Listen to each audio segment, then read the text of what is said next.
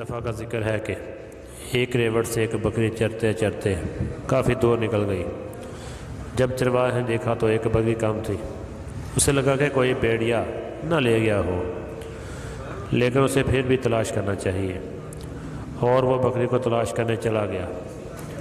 تلاش کرتے کرتے چرواہا کافی دور نکل آیا تو کیا دیکھتا ہے کہ بکری بڑے مزے سے گھاس کھا رہی تھی۔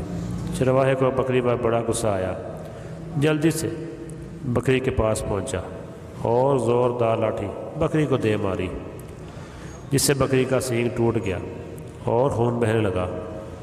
اب چرواہے کی جان پر بان آئی، کیونکہ بکری بری طرح زخمی ہو گئی تھی، اور سوچنے لگا کہ اب میں مالک کو کیا جواب دوں گا۔ چرواہا بکری کی منت کرنے لگا کہ مالک سے کچھ مت کہنا۔ بکری کہنے لگی، میں نہیں بولوں گی، لیکن یہ بات کیسے چھپ سکتی ہے؟